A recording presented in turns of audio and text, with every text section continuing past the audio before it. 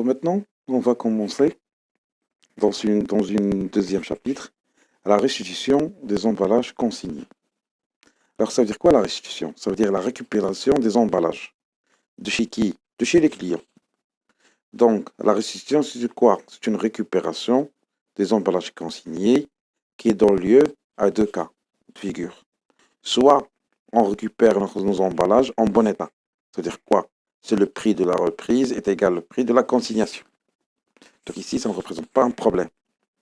Mais deuxième, lorsqu'on on reprend nos emballages, qui peut qu'ils soient abîmés ou démolis, ou bien, comme étant un fournisseur, je fais un service à un client lorsque je l'ai envoyé avec mes propres emballages. C'est pour ça, lorsque je vais retourner, je vais récupérer mon emballage, je ne vais pas le donner le montant entier, vu que je vais retirer le montant du service d'emballage. C'est comme geste commercial du client envers le fournisseur, parce qu'il l'a donné de l'emballage. Ça, ce sont les pratiques qui sont effectuées entre le fournisseur et le client. Dans ce cas, deux cas de figure se présentent.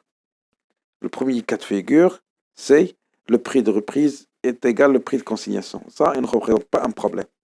Donc, qu'est-ce qu'on va faire? Ici, on va faire ce qu'on appelle... Alors, ici, on va faire ce qu'on appelle la contrepartie pour le traitement comptable. C'est-à-dire quoi? Le prix de reprise est égal au prix de consignation. C'est-à-dire, le client, elle rend l'emballage dans le délai prévu et en bon état. Ici, ça ne représente pas un problème. Donc, le fournisseur, il va rembourser le client avec le montant de la consignation. Mais, le deuxième cas de figure, où le prix de reprise est inférieur au prix de consignation. Donc, ici, le prix de reprise qui n'est pas le même avec le prix de consignation. Donc là, le client il ne va pas récupérer tout le montant. Vu, soit les emballages sont abîmés, soit une pratique du client, du fournisseur, qui dit, je t'ai donné mon emballage, alors je dois retirer une prestation de service. Parce que c'est mon emballage sur lequel on a mis le produit transféré à vous. Donc je dois gagner une partie, je dois avoir une partie de cette garantie. Donc, ce sont des pratiques entre le fournisseur et le client. Maintenant, pour nous, on va commencer le traitement avec le prix de reprise est égal au prix de consignation. C'est-à-dire, on a récupéré les emballages sains et saufs. Donc, on n'a aucune égratignure sur les emballages. Dans ce cas, qu'est-ce qu'on doit faire? On va faire ce qu'on appelle la contrepassation. Chez le fournisseur, on a l'offre la consignation, on a crédité le compte 4425, on a débité le compte client. Mais lorsqu'on récupère nos emballages, qu'est-ce qu'on va faire? On va faire la contrepassation. On va débiter le compte 4425 et on a crédité le compte client. Parce qu'on a récupéré l'emballage de chez qui? Des clients.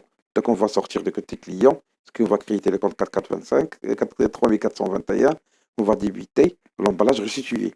C'est pour cela qu'on a débité le 4425. Parce qu'on va le solder. Parce que le 4425, c'est comme un compte statistique. C'est un compte de passage. Et on a l'envoi et le retour. Donc, comme étant un compte statistique, ou là c'est un compte de passage sur lequel elle passe les opérations comme celle-là. Alors, mais chez le client, puisqu'on a débité le compte 3413 lors du paiement du garantie, maintenant on va le créditer chez le client.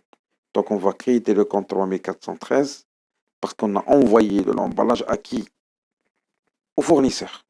Donc, on va créer ce compte par le débit de compte fournisseur. Ça, c'est une opération de contrepassation afin de récupérer le montant. Alors, pour bien comprendre, on va illustrer avec un exemple. Donc, reprenons l'application 1, celle de l'emballage J200 caisse avec 20 dirhams de consignation, de 4000 dirhams.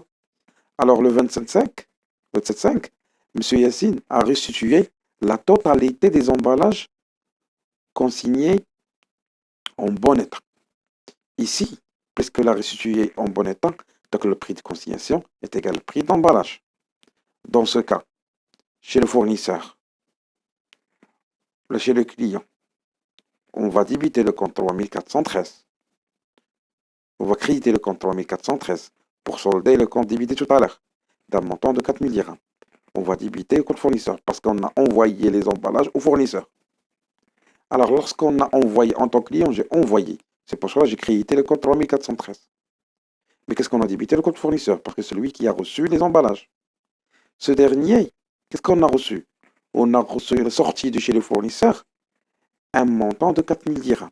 Mais il m'a donné sous forme de quoi? De chèque. C'est pour cela que j'ai mis l'argent à la banque. Donc j'ai restitué l'emballage au fournisseur. Ce dernier, il a sorti 4000 dirhams pour lui et il me l'a donné sous forme de chèque.